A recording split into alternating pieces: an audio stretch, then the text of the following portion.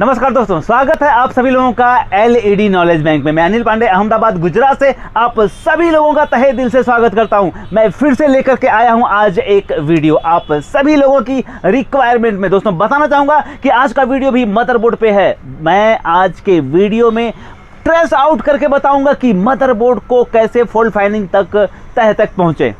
आज आप लोगों के कई फ़ोन कॉल्स, कई मेल्स आए थे कि सर मदरबोर्ड के बारे में जो आपने पढ़ाया समझ में आया, लेकिन वोल्टेज ट्रेस आउट करने में कहीं मुश्किल होती है। तो आज मैं स्टेप बाय स्टेप मदरबोर्ड के वोल्टेज ट्रेस आउट करना सिखाऊंगा और साथ में ये भी बताऊंगा कि क्या हमारे दिमाग में चलता है और हम कहाँ कंफ्यूज होते हैं। तो हमारे पास एक सेट है और वो सैमसंग का सेट है।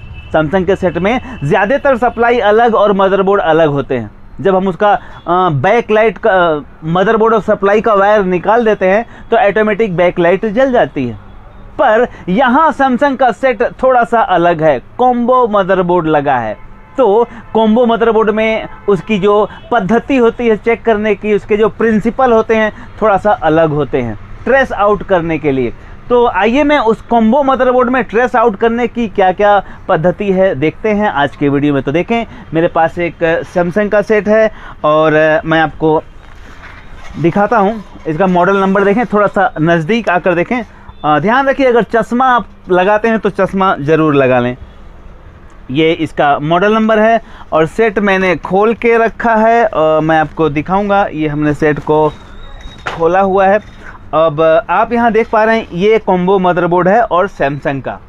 तो सबसे पहले अगर हम इसको चेक करने की बात करें तो पहले मेंस कोड लगाएंगे। देखें, मेंस कोड हमने लगाया। यहाँ लाइट होनी चाहिए, एलईडी लाइट यहाँ होनी चाहिए, पर यहाँ एलईडी लाइट नहीं हो रही है और सिम्टम्स है डेड का। तो अब हम सबसे पहले क्या चेक करें कि EMI सर्किट क्या ओके है और EMI सर्किट ओके है कि नहीं। ये चेक करने के लिए आपको मीटर को DC रेंज पे रखना होगा, आपको ध्यान देना होगा मीटर पे भी और आपको ध्यान देना होगा ट्रेस आउट करने के तरीके पर भी। तो मीटर को हमने DC रेंज पे रखा है और चेक कर लें क्या EMI सर्किट ओके है। आप फिल्टर पे जब चेक करेंगे यहाँ 317 वोल्टेज प्राप्त हुए, आप देख पा रहे हैं। अगर यहाँ 317 वोल्टेज प्राप्त हो रहा है इसका मतलब EMI सेक्शन ओके है। यहाँ फिल्टर पे वोल्टेज आ गया, इसका मतलब EMI सेक्शन ओके है। और ये मीटर बहुत अच्छा है, रेड हो जाता है। अगर हाई वोल्टेज हम चेक करते हैं तो रेड हो जाता है। देखें, बहुत बढ़िया है। तो आगे अब दूसरा स्टेप है कि क्या 12 वोल्टेज बन रहा है कि नहीं इसमें। तो हम इसको ग्राउंड पे रखेंगे और 12 वोल्ट का डायोड ये लगा है, ये चेक कर लिए हमने 12 वोल्ट यहाँ बन रहा है। Very good. अब 12 वोल्ट यहाँ बन गया, इसका मतलब सब सप्लाई सेक्शन ओके, काम खत्म। अब हमको यहाँ बहुत सारे पॉइंट है, कहाँ चेक करें, क्या चेक नहीं करें, ये एक मसला यहाँ खड़ा होता है। पता ही नहीं चलता है कि कौन सा 12 वोल्ट है, कौन सा 5 वोल्ट है, कौन सा 1.5 है, 1.8 है, कहाँ क्या है, कुछ मालूम नहीं पड़ता है। तो दोस्तों मोबाइल उठाएं, आपको मैंने दिया था वोल्टेज डिटेल चार्ट, आपको याद होगा मोबाइल में वोल्टेज डिटेल चार्ट आपको उठाना है और उसमें इस मदरबोर्ड के वोल्टेज डिटेल चार्ट को इस तरह से आप सामने रखें। देखें, मैं ये मदरबोर्ड वोल्टेज डिटेल चार्ट है। यहाँ यही मदरबोर्ड देखिए आ गया UA32T4310, जो इस मदरबोर्ड का नंबर है, जो इस सेट का मॉडल नंबर है, उसी मदरबोर्ड का देखें यहाँ पे स्लाइड में आ गया, जो कि मैंने आप लोगों को ट्रेनिंग में दिया था। यहाँ पे आप देख पा रहे हैं कि हर जगह कहाँ कितना वोल्टेज आना चाहिए वो दिया गया है। देख पा रहे हैं आप, इसमें आप देखें कहाँ कितना वोल्टेज होना चाहिए। देखें यहाँ पे आप थोड़ा सा जूम करके देखें मोबाइल को, यहाँ 13 वोल्टेज, यहाँ 13 वोल्टेज, यहाँ 3.3, अर्थात ये जो कॉइल है 3.3 का है, फिर ये कॉइल है ये 5 वोल्ट का है। बात हो रही है यहाँ पे ये जो कॉइल है ये 3.3 का, ये 5 वोल्ट की कॉइल है और यहाँ देख पा रहे हैं ये 1 वोल्ट की कॉइल है और यहाँ देख पा रहे हैं 1.5 की कॉइल है। तो ये जो 4 कॉइल हैं इनके वोल्टेज आपको पता चल गई ये मदरबोर्ड के वोल्टेज डिटेल चार्ट से। अब क्या इस स्थिति में ये पर्याप्त वोल्टेज, निर्धारित वोल्टेज आपको मिल रहे हैं कि नहीं वो चेक करना है। फिर से चेक कर लें, यहाँ 12 वोल्टेज आया, अब 12 वोल्टेज आया तो जाहिर सी बात है यहाँ दिखा रहा है कि 13 वोल्टेज चाहिए यहाँ पे आईसी पे। तो यहाँ आईसी पे 13 वोल्टेज आ रहा है क्या, देखें मीटर को भी ध्यान देखें, मीटर पे भी ध्यान दें, देखें यहाँ 12.68, ठीक है 12.68 आ रहा है। तो इसके यहाँ पे देख लें आउट पे, ओ माय गॉड, आउट पे देखें यहाँ 12 वोल्टेज, आउट पे 13 वोल्टेज जो दिया है आपके स्लाइड में, अर्थात यहाँ आप 13 वोल्टेज देख रहे हैं, यहाँ मैंने चेक किया तो 13 वोल्टेज यहाँ मिल रहा है, लेकिन यहाँ पे जो आउट में 13 वोल्टेज चाहिए वो यहाँ प्राप्त नहीं हो पा रहा है, देखें। और अगर ये पहला ही स्टेप में आपको पता चल गया कि यहाँ 13 वोल्टेज नहीं मिल रहा है तो जाहिर सी बात है आगे के कोई भी वोल्टेज नहीं प्राप्त होते होंगे। मैंने इस कॉइल पे चेक करने का प्रयास किया, 3.3 पे देखें, यहाँ मीटर पे आप फोकस करें, 3.3 नहीं मिल रहा है, तो जाहिर सी बात है यहाँ पे 5 वोल्टेज भी नहीं मिलता होगा। इस कॉइल पे देखें 5 वोल्टेज मिल रहा है, ओके, यहाँ 5 वोल्टेज मिल रहा है, लेकिन यहाँ 3.3 नहीं मिल रहा है। और क्या है यहाँ पे वोल्टेज कुछ प्राप्त हो रहा है, 1.5 वोल्टेज यहाँ नहीं प्राप्त हो रहा है। देखिए जहाँ पे आपको ये कॉइल मिलेगी ना, हर जगह एक रेगुलेटर आईसी मिलेगी ही मिलेगी। देखिए यहाँ एक रेगुलेटर आईसी लगी है, यहाँ पे भी एक रेगुलेटर आईसी लगी है, यहाँ पे भी एक रेगुलेटर आईसी लगी है, और यहाँ पे भी एक रेगुलेटर आईसी लगी है। तो हर जगह रेगुलेटर आईसी लगी होगी और हर पॉइंट पे आपको हाँ वोल्टेज ट्रेस आउट करना है। देखें यहाँ 5 वोल्ट प्राप्त हो रहा है, इसका मतलब ये आईसी वर्क कर रही है, ये कॉइल का काम खत्म। लेकिन यहाँ 3.3 आप यहाँ देख रहे हैं, 3.3 यहाँ होना चाहिए, लेकिन यहाँ 3.3 नहीं मिल रहा है वोल्टेज। अब यहाँ 3.3 नहीं मिल रहा है, यहाँ पे 1.5 नहीं मिल रहा है, और यहाँ पे 1 वोल्टेज भी नहीं प्राप्त हो रहा है। पर अब ये सब तो बाद की बात है, सबसे पहले यहाँ 12 वोल्टेज आउट होना चाहिए, मतलब ये ऐसी काम नहीं कर रही है। अब ये ऐसी काम नहीं कर रही है और यहाँ इनपुट 12 वोल्टेज है, 13 वोल्टेज, और आउटपुट में भी 13 दिखा रहा है। तो जाहिर सी बात है हम यहाँ एक जंपर मार सकते हैं, एक जंपर मार के हम अपना काम चेक कर सकते हैं कि क्या हमारा काम आगे ख़त्म हुआ कि नहीं। मतलब अगर यहाँ पे वोल्टेज प्राप्त हो रहा है और इस पॉइंट पे वोल्टेज प्राप्त नहीं हो रहा है, तो इसका मतलब ये आईसी काम नहीं कर रही है। और एक बार मैं फिर से बताना चाहूँगा, ये आईसी काम न करने की वजह से, इस आईसी के काम न करने की वजह से आप देखें जूम करके बहुत अच्छी तरह से देख पा रहे हैं कि यहाँ पे 12 वोल्टेज प्राप्त हो रहा है, लेकिन इस पॉइंट पे 12 वोल्टेज प्राप्त नहीं हो रहा है। और अगर 12 वोल्टेज प्राप्त यहाँ नहीं हो रहा है तो जाहिर सी बात है इस आईसी को इनपुट वोल्टेज नहीं मिलेगा, और इसीलिए यहाँ 3.3 वोल्टेज नहीं बनेगा। और जब 3.3 नहीं बन रहा है तो यहाँ आगे जाने की ज़रूरत नहीं है, सबसे पहले यहाँ 12 वोल्ट लाने की ज़रूरत है। क्या यहाँ 12 वोल्ट लाने से यहाँ 3.3 बन जाता है, ये हम देखेंगे। तो इसके लिए हमको एक वायर लेना पड़ेगा, ये जंपर वायर। हमने सेट को बंद किया, सेट को बंद करने के बाद इस 12 वोल्ट पे सोल्डर मारने के बाद इसको यहाँ बाईपास कर दिया। अब यहाँ बाईपास इसलिए हमने किया क्योंकि 12 वोल्ट इधर भी है और 12 वोल्ट उधर भी है, 12 हो या 13 हो आप समझ लीजिएगा। तो यहाँ भी वही वोल्ट, जितना इनपुट था उतना आउटपुट। तो अब हमने यहाँ जंपर मार दिया, तो अब हमको देखना है कि यहाँ जंपर मारने से क्या ये 3.3 वोल्टेज बन गया, क्योंकि 5 वोल्ट तो बन ही रहा था। तो यहाँ 3.3 पे हमको आना है। हम वायर लगाएंगे और मीटर को भी आपके सामने रख देता हूँ, आप दोनों चीज़ पे फोकस करें, ध्यान से देखें, और थोड़ा सा ट्रेस आउट करते समय आप जूम करके दिखाइएगा। तो देखें हम यहाँ वायर लगा रहे हैं, ये वायर लगा दिए, और अब हम यहाँ चेक करेंगे 12 वोल्ट आ गया, ओके, आउट में भी 12 वोल्टेज आ गया। अब जब आउट में 12 वोल्ट आ गया तो सीधे आप चेक कर लें 3 वोल्ट बना क्या, देखें मदरबोर्ड डिटेल के हिसाब से, ये देखें आप मदरबोर्ड का जो वोल्टेज डिटेल है, यहाँ 13 वोल्ट, यहाँ 13 वोल्ट, फिर यहाँ 3.3। अब यहाँ देखें आप, इसमें देखें यहाँ आपको 12 मिल रहा है 13 वोल्टेज, और फिर यहाँ भी 13 आ गया, और इसके बाद यहाँ 3.3 मिल गया कॉइल पे। अब जब यहाँ 3.3 मिल गया तो यहाँ 5 तो मिल ही रहा था, ये भी ठीक है। अब यहाँ आ जाएं, यहाँ पे मिलना चाहिए 1.5 वोल्टेज, क्या यहाँ 1.5 मिल रहा है?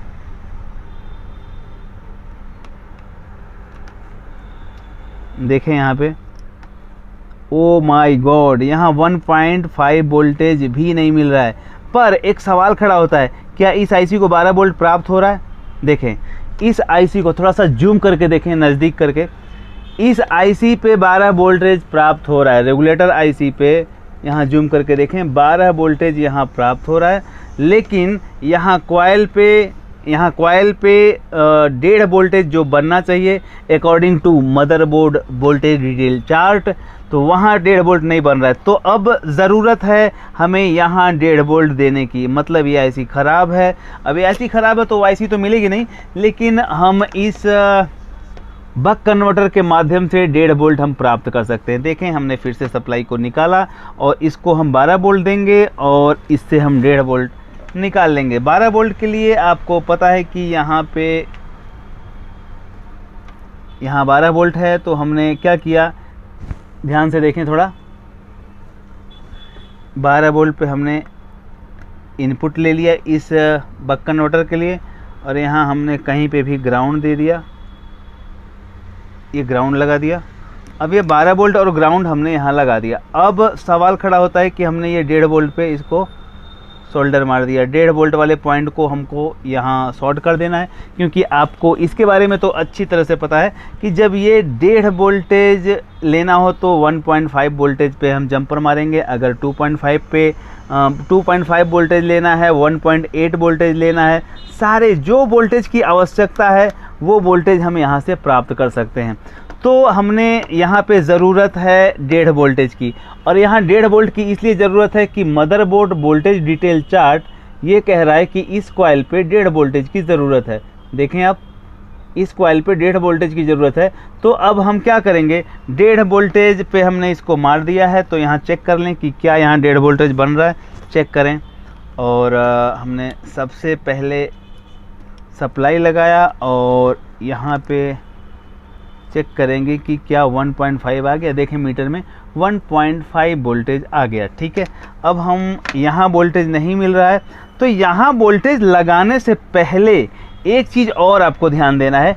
मीटर को ग्राउंड पे बजर मोड पे रखना है, और बजर मोड पे रखने के बाद आपको ये चेक कर लेना है कि जहाँ पे आप 1.5 वोल्टेज देने वाले हैं वो टर्मिनल कहीं ग्राउंड तो नहीं है। हो सकता है आगे कुछ और शॉर्ट हो, तो हमने इसको चेक करना है कि ये ग्राउंड तो नहीं है, सप्लाई उस समय निकली होनी चाहिए। और देखें आप, देखें यहाँ ग्राउंड नहीं है, मतलब ये कॉइल ग्राउंड नहीं बता रहा है। इसका मतलब हम यहाँ 1.5 वोल्टेज दे सकते हैं। तो जैसा कि आपको पता है कि यहाँ अभी आपने ट्रेस आउट किया है कि यहाँ 1.5 वोल्टेज आपको मिल गया है। देखें, अभी जब हम यहाँ सप्लाई लगाएंगे तब मिलेगा। हमने मीटर को डीसी रेंज पे रखा और यहाँ चेक किया, 1.5 वोल्टेज मिल रहा है, आप देख पा रहे हैं। तो अब हम इसको सीधे 1.5 वोल्टेज पे सोल्डर मार सकते हैं, पर बेहतर होगा सप्लाई बंद करके मारें।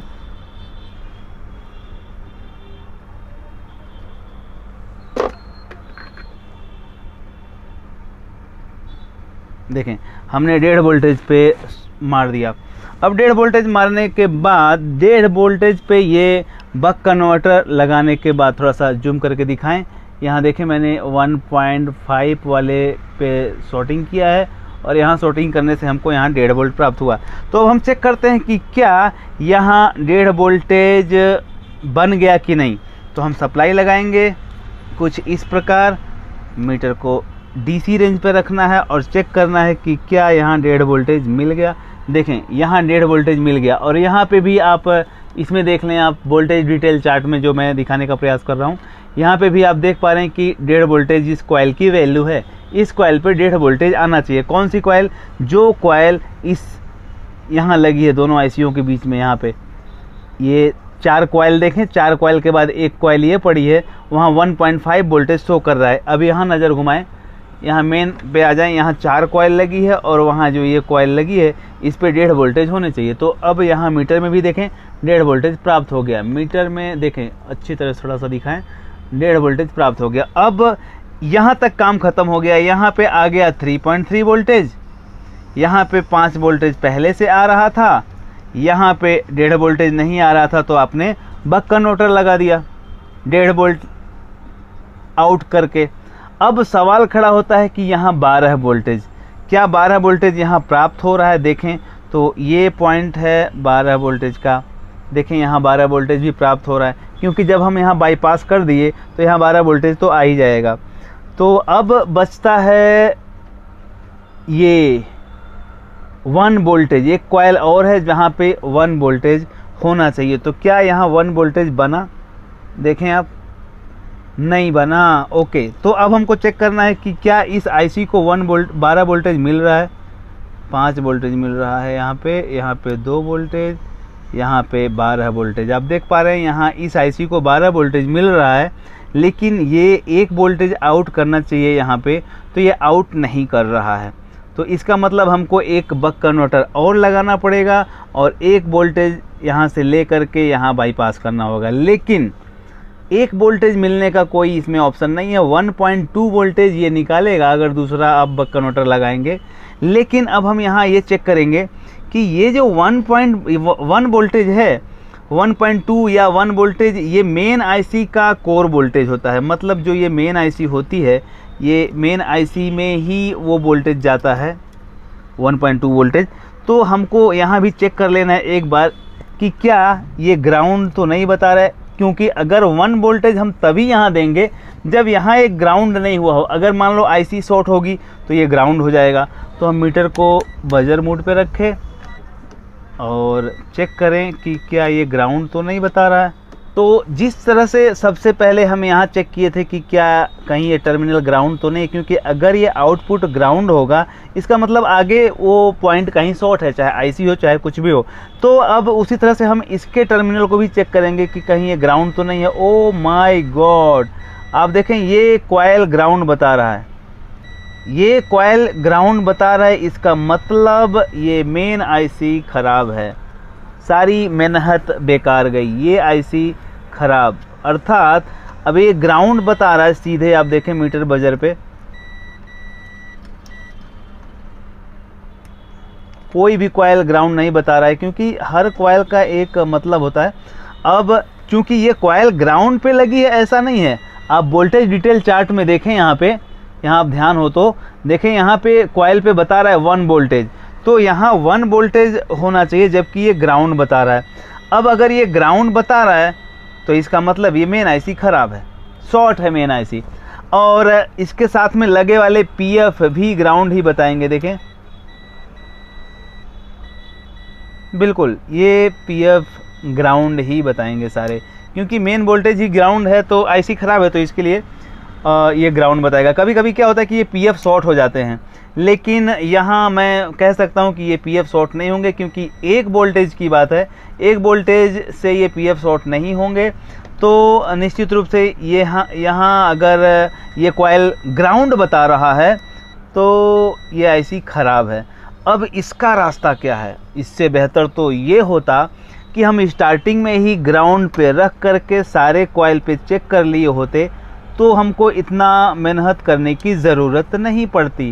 पर मुझे आप लोगों को ट्रेस आउट करके दिखाना जो था, तो इतना तो करना ही पड़ेगा।